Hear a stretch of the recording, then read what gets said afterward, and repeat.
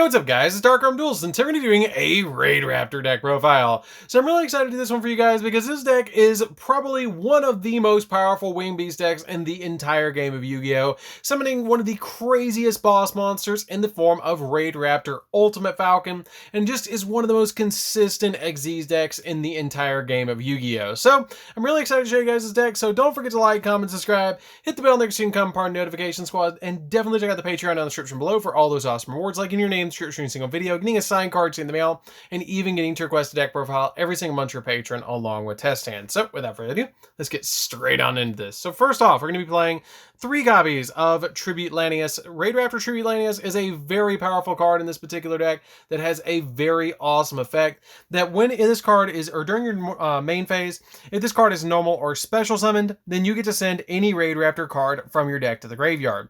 It also has the ability that during your main phase 2, if this card destroyed an opponent's monster by battle, then you can add 1 rank up magic quick play spell from your deck to your hand. Also, you cannot special summon monsters for the rest of the turn except for Raidraptor monsters, which is totally fine because if we're adding a quick play spell, we're just going to use it during our opponent's turn anyways.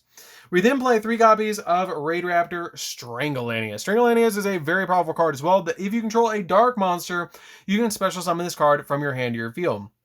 You cannot special summon monsters for the rest of the turn except for dark monsters, and if you control an XZ monster with a dark XZ material, then you can target 1 level 4 or lower Raidraptor monster in your graveyard and special summon it, but its effects are negated, and you can only use each effect of this card once per turn. Really powerful card, really what the deck needed when it was released, and I really love playing this card as a 3-of. I would always recommend playing this card as a 3-of in this deck. We then play 3 copies of Vanishing Lanius. During the main phase, if this card is normal or special summoned this turn, you can special summon another level 4 or lower Raidraptor monster from your hand. This card is extremely powerful just to get you additional monsters on your field, so you got to play this card as a 3-of. We then play 2 copies of Raider's Wing. Raider's Wing is also a very powerful card in this deck. I love playing this card as a 2-of in this deck now. I was playing it as a 3-of, but I bumped it down to 2.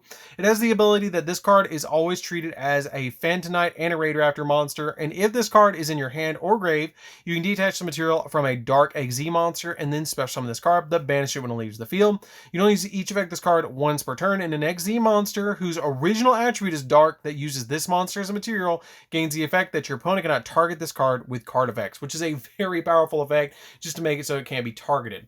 We then play 3 copies of Pain Lanius. Pain Lanius is one of the most unique cards in this entire deck. That basically you target any Raidraptor monster that you control, and then you lose life points equal to whichever is lower between the attack or the defense. For example, if I use Tribute Lanius that has 1800 attack, but also has, I believe, 400 defense, yes, 400 defense, I would take 400 points of damage, and then I would special summon the Pain Lanius to my side of the field, and it would copy the level of my Tribute Lanius, making it a level 4. So basically, it's a free special summon at the very, very low cost of a couple of life points to be able to get you an additional monster on your side of the field that can be any level that you particularly need it to be. We then play 2 copies of Mimicry Lanius. Mimicry Lanius is only effect that matters because the effect of increasing the level of your Raidraptors on the field does not matter. The real important effect of this card is during the main phase. If this card is in the graveyard because it was sent there this turn, you can banish it to add a Raidraptor card from your deck to your hand. That is the only real important effect of this card to be able to use, is to get it in the graveyard with Tribute Lanius and then be able to use its effect to be able to banish and search another Raidraptor from your deck to your hand. We then play 2 copies of Heal Eagle. Heal Eagle is also really good. Yes, it is a level 3. It is a little bit bad that it's a level 3, but it has the ability to, if all monsters you control are Raidraptor monsters, then you can special summon this card from your hand. You can manage this card from the graveyard to target a Raidraptor spell or trap in your grave and add that target back to your hand, so you can get your field, or you can get your rank up magic spells back to your hand, which is really good. You can get cards like Raidraptor's Nest, or any of your rank up magic spells from your graveyard to your hand that are Raidraptor cards. This card's pretty powerful. I really like this card in this deck, and it's really good for linked materials because you are going to go into stuff like Wise Tricks. This card's a very powerful card to just special summon to your side of the field to go into those cards. We then play a single copy of Singing Lanius. If you control an XZ monster, then you can special summon this card from your hand. Really simple, really great to search with your copy of Force Tricks to go combo with this card. a single copy of Silent Boots, because you are playing a couple of Phantom Knight cards in this deck. Silent Boots is really good because it can be banished from the graveyard to add a Phantom Knight spell or trap from your deck to your hand. One copy of Ancient Cloak, it can only add the Phantom Knight card from your deck to your hand, so keep in mind it cannot search Fogblade. It can search, however, your copy of Shade Brigandine, which is pretty good, just to get that card from your deck to your hand. But it's a really good card to play both of these in your deck because it works with your copy of Shade Brigandine very well, or your copy of Rusty Bardige very well. You play the same copy of Zaphros the Elite. Zaphros the Elite is also very good because it can return one face-up card you control to your hand. Especially on this card, if you do, you take 400 points of damage. You only select this card once per duel, but it does give you additional monsters on your side of the field, which is very helpful. And then for the hand traps, we're going to be playing 3 copies of Ash because basically this is going to stop your opponent from all sorts of shenanigans from touching the deck. And a very powerful hand trap for this format is Ghost Bell, which I play 2 copies of Ghost Bell in this deck as well. Ghost Bell is very important for this deck because basically it stops your opponent from touching the graveyard. So you play 2 copies of Ghost Bell in the deck on top of the other cards in this deck. So this card's a very, very good card to actually play with the other monsters for your hand traps. So that's it for the main deck. For the monsters, guys, let's get into the spells. So for the spells, we're just going to be playing a couple of spells. We're going to be playing a single copy of Foolish Burial because it can send your copy of your Mimicry Lanius to the graveyard. One copy of Feather Duster because Feather Duster destroys all back row, which is very, very powerful. Call by the Grave because you do a lot of searching in this deck, so you want to stop your opponent from hand trapping you. One copy of Raidraptor's Nest. It's kind of like Black Whirlwind for Black Wings, but it's a little bit worse because it doesn't activate on normal summon. You can only activate this card if you control 2, or you can if you control 2 or more Raidraptor monsters, you can add a Raidraptor monster from your deck to your hand or your graveyard to your hand, which is a pretty powerful effect. It's just different from Whirlwind. You just play it as a one-of because it doesn't stack like Whirlwind does. But this card is really good as a one-of in here. For the rank up magic spells, you're playing a single copy of the Phantom Knight's rank up magic launch because it's going to let you go 1 rank higher than a monster, which is pretty good because during the main phase you can target a Dark XZ monster you control with no XZ materials. Special summon from your extra deck 1 Dark XZ monster that's 1 rank higher than that monster you currently control by using that monster as a material, which is pretty good to get you into some really powerful cards, like getting you into the XZ's Dragons monsters, which is really powerful to go into this deck with those cards. We play a single copy of Rank Up Magic Soul Shave Force. Soul Shave Force is pretty good because it lets you rank up into a Raidraptor monster that's 2 ranks higher than a monster that's in your graveyard, which is pretty good just to rank up twice. I really like this card in this particular deck because you have a lot of versatility with this card. And it just helps out a lot to play this card as a one-of. Play a single copy of Skip Force. Skip Force is good to help you rank up 2 ranks higher, so I play this card as a one-of in the deck to be able to help me go into additional plays in the deck. And then we play a single copy of the Phantom Knight to rank up Magic Force. Rank up Magic Force is really good because during the main phase, you can banish 1 dark monster from your graveyard and target 1 dark monster that you control, or you can banish 1 or more dark monsters from your graveyard and then rank up equal to the amount of monsters that you banished. So if I have a rank 4 on my field and I banish 3 dark monsters, I can rank up by 3 times into a 7, which is pretty powerful just to rank up by 7 or rank up into a 7, or even a 10 from a 4 by banishing 6 is really powerful in this particular deck to go into all of those really, really awesome cards. I love this card in this particular deck, and it's just a one-of to me now. I was playing it at more than 1, but I did drop it out for a additional for other cards in the deck. So I did drop it down by 1 in this deck. So that's it for the spells, guys. Let's get into the traps. So for the traps, I'm going to be playing quite a few traps in this deck. We're actually going to be playing a copy of Raidraptor's Phantom Knight's Claw. Phantom Knight's Claw is very powerful in this deck because it can get you into some really good counter plays, because this card just helps you out a lot with a lot of different counter plays, because when a monster effect is activated, you can detach the material from one of your Raidraptor or one of your Dark XZs, which is usually going to be your Raidraptor XZs that you're going to be detaching from anyways. And then you get to negate the activation if you destroy that card. Then if you detach the material was a Phantom Knight monster, Raidraptor, or XZ Dragon card, 1 Raidraptor XZ monster, its original attack, or that monster gains the attack of the monster was destroyed by that effect, which is pretty cool to just be able to gain attack and negate something. It's basically a Solemn Judgment, which is pretty good. We play 2 copies of Shade Brigandine, because Shade Brigandine just gives us an additional level 4 to go into additional plays. And then I play 2 copies of Fogblade. I did bump Fogblade up to 2, because I really thought I needed the extra copy of it. I haven't really regretted playing the extra copy of it because it helps me out a lot, but you can change it out for another Shade Brigandine if you want to, if you feel like you need extra monsters. I didn't feel like I needed the extra monsters, and I liked having the 2 copies of Fogblade because it is searchable to set the 2 Fogblades on your side of the field, so I played it as a 2 of in this particular deck. So it helps out a lot to just give you additional monster negation. So that's it for the main deck, guys. Let's get into the extra deck.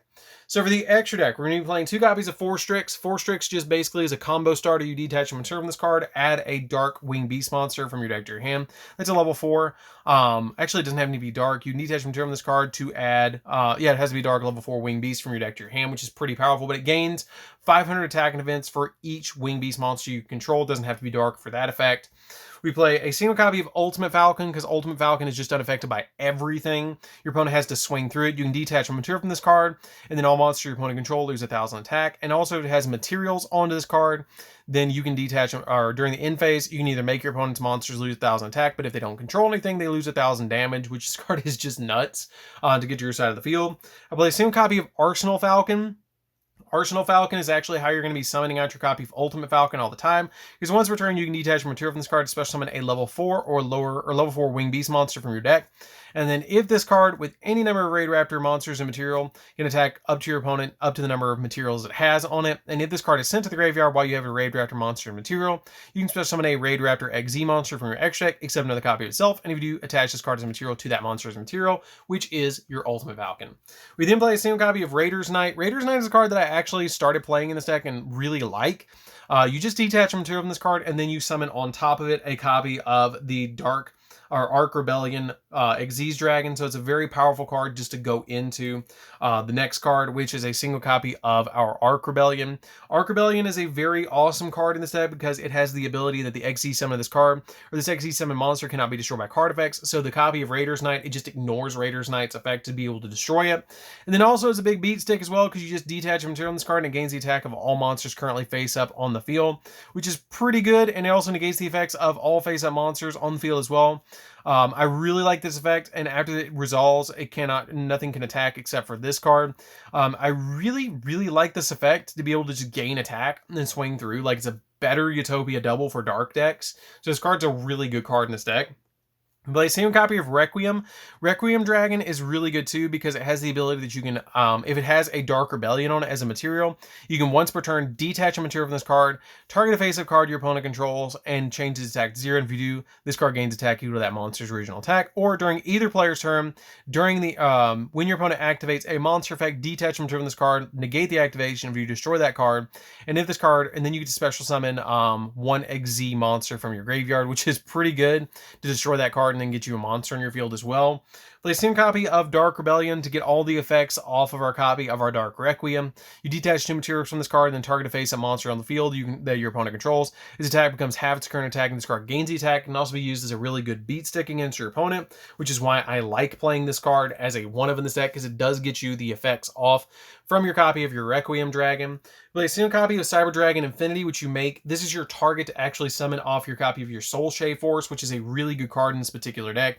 Just to go into this particular card, it's very helpful to go into this card. Play a single copy of Gaga Magician. This card is pretty good as a 1-of in here. I've started playing this card as a 1-of because I really like the effect of this card. Because you detach a material from this card and target one XZ monster in the graveyard except another copy of itself and special summon it, but its effects are negated and you only effect this card once per turn. And then during your main phase, you can detach 2 materials from this card and then target an XZ monster you control until the end phase changes its attack to 4,000 and you negate its effects.